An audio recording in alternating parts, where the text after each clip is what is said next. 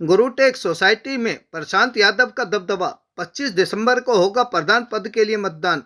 रेवाड़ी की सबसे खूबसूरत और बड़ी सोसाइटी में से एक गुरुटेक सोसाइटी का चुनाव 25 दिसंबर रविवार को होना तय हुआ है। चुनाव से संबंधित सभी तैयारियां भी पूरी कर ली गई हैं। उम्मीदवार भी अपनी अपनी जीत का दमखम भर रहे हैं। सोसाइटी वासियों का प्रशांत यादव को भरपूर समर्थन भी मिल रहा है। प्रधान पद के उम्मीदवार प्रशांत यादव ने गुरुटेक वासियों से अपने पक्ष में मतदान करने की अपील के साथ ही उन्होंने कहा कि सोसाइटी की दुर्दशा के पीछे पूर्व कमेटी की खामियां रही हैं, लेकिन अपनी बदहाली पर आंसू बहा रही सोसाइटी को उनके जीतने के बाद दुरुस्त किया जाएगा। उन्होंने कहा कि पार्कों की बदहाल अवस्था, साथ ही स्ट्रीट लाइट रात के समय में नहीं जलती, अंधेरी की वजह से ही सोसाइटी में भय का माहौल बना रहता है। शाम ढलते ही मनचले सोसाइटी में प्रवेश कर जाते हैं, जिसकी वजह से महिलाएं अपने आप को असुरक्षित महसूस करती हैं।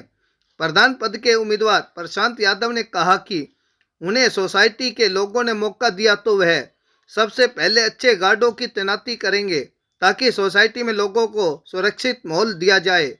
उन्होंने कहा कि पार्कों में टूटे पड़े झूले व सूखी हुई घास के साथ रंग बिरंगे फूले वाले पौधे लगाकर वातावरण खुशहाल बनाया जाएगा। रेवाड़ी से राजकुमार के साथ भानु शर्मा की रिपोर्ट। गुरुटेक की सोसाइटी है रेवाड़ी की, जो सबसे बड़ी और सबसे खूबसूरत सोसाइटी, खूबसूरत कभी होती थी, उन सोसाइटीज़ में से एक है। हमने जिस विश्वास के साथ पिछली बार अपनी RWA का गठन किया था, जिन लोगों को चुना था, बड़े अफसोस के साथ कहना पड़ रहा है कि वो अपनी जिम्मेदारी निभाने में नाकाम रहे।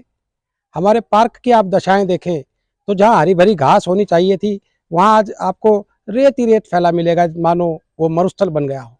सड़कों के हालात देखें तो सड़कें आपको कहीं दिखेंगी नहीं, गड्ढे ही गड्ढे आपको हर ओर नजर आएंगे।